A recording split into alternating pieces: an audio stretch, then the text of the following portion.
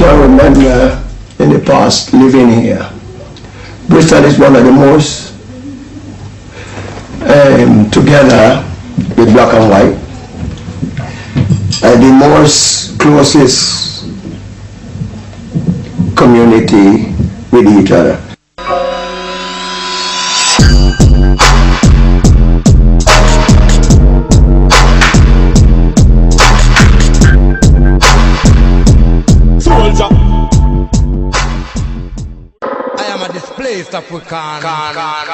If you're a black person in tune with your heritage, and you've come from, I'm talking about a black person coming from the, whose parents possibly came over from the Caribbean, and they know that they've got slavery in their background, and then you walk through the centre of Bristol and you see the Colston Hall, and you see certain statues of people that are still got a statue, so they're so say revered by the people.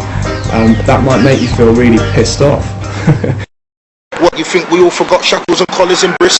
Cause you got niggas down the docks and some follow the Brits, but they don't want to touch my fist without no dollars in it, and they don't want to see the twist, let alone following it. I call it harbouring the poison, now they're swallowing it, cause if you're not gonna bring the noise, you have to wallow in it. Yeah, it's quite a capitalist city. It's quite money orientated, and I think what comes with that is a bit of a cold side. So that's sort of the vibe I get from it, really. You know? Don't get me wrong, there are nice people, but at the same time, I think the predominant sort of atmosphere is quite capitalist, really. So you got like glamorous sides and then not so glamorous. And then not so glamorous sides, yeah. So what would be the non-glamorous sides? Well, clearly like places like Easton, and the immediate places like St Paul's and Easton and stuff. Obviously something's gone wrong there. They're turning into ghettos and they're right next to the main city centre. So. And obviously glamorous side, Clifton, we've got the other side, flip side to it basically, the other side of the city centre. This used to be a posh area, but then obviously, they wanted to put us, how can I say it, that's sounding really bad. Oh, fuck it. They just stuck all the poor people and people that didn't really have much into one area, which was St Paul's. So it got run down because there was no money put into it. It was neglected, do you get what I'm saying? And like the rest of the other side of town, Clifton and all that lot was still being looked after. But St Paul's just got run down because it just got, all the ethnic minorities or the poor people, just put them in one area. And they never really looked after it. There wasn't much put into the area. And it got run down. And then obviously when you've got an area with a lot of poor people and a lot of people that haven't got much, like music's kind of a savior to some people because it's kind of a focus.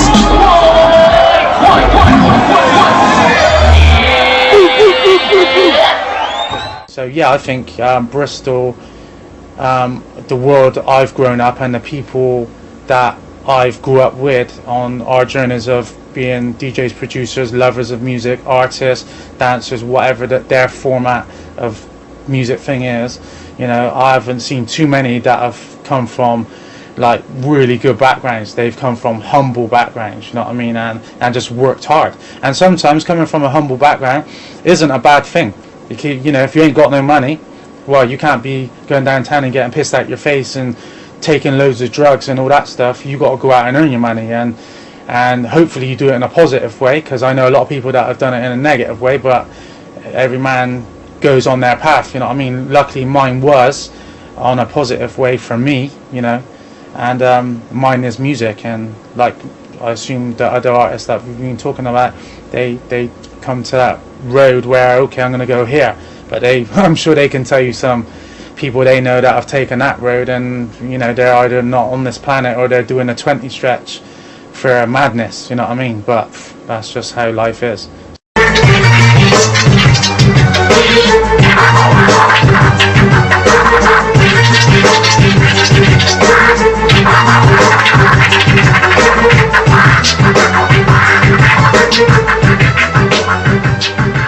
Can't say because someone grew up somewhere that they struggled or not. There's all sorts of things that happen in life that and then again, like I have to always bring it up because it's what what I like and dislike about Bristol is close. The big town you know, the big town spread of types of people and the very small town mentality. Everyone knows everyone's business, and everyone knows someone from one other borough, and music helps gel that together as well, because there's no boundaries in class or race when it comes to putting out a hot tune. Everyone wants to do it, and they don't mind who they work with. If someone's got beats or someone's got lyrics, I'll go, you know, anyone will travel to any side of town for that.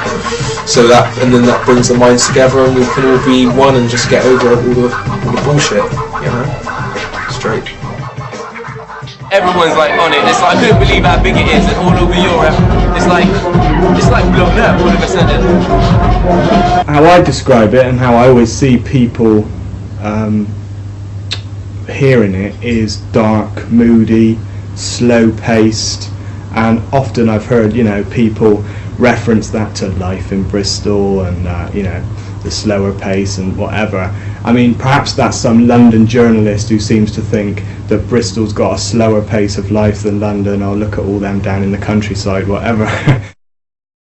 I don't know if it's me or whatever, but if you hear something that is so distinctively Bristol, you kind of know if you're from Bristol or you're in tune to that Bristol sound or sound, you know what I mean? It's fair to say that there is a strong independent music scene in Bristol, but to say that there is a specific sounds linked to that, I think is a generalisation.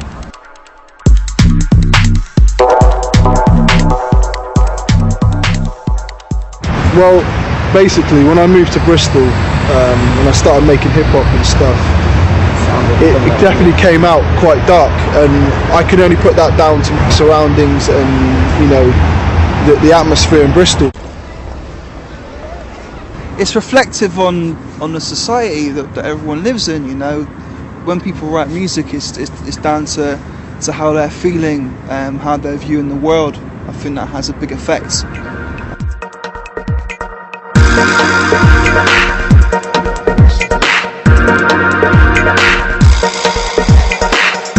Like, I see all the corners, do you get what I'm saying? Like, you know, obviously there is a dark side of the, you know, the moody side from Bristol that you get, but I see the full picture, because I'm around, you know, I see the light, you know, you get some light reggae, you get soul, you get ska, you get uplifting music. It's just that a lot of people don't get to see that side, do you get what I'm saying? So for me, living in St Paul's, because I teach in St Paul's, to me, I don't just see it as one side, there's loads, do you get what I'm saying?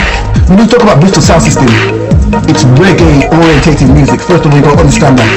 It's reggae orientated music, alright? It's right, One Size, Tricky, Daddy G, 3D, they all come from that environment. They used to play that kind of music, reggae orientated music, in the times of like the late 80s and early 90s. It's just that they chose to they had experience of a sound system, they got the experience and know how it runs, but now they've chose to kind of diverse their music, and because the music what they play nowadays is completely different to reggae music, but they still use like reggae samples from Horace Andy and that kind of generation. But with Massive Attack, Tricky and Die and all of yes, we do come from sound systems, so all come from that, but now their music now has evolved from that to something else.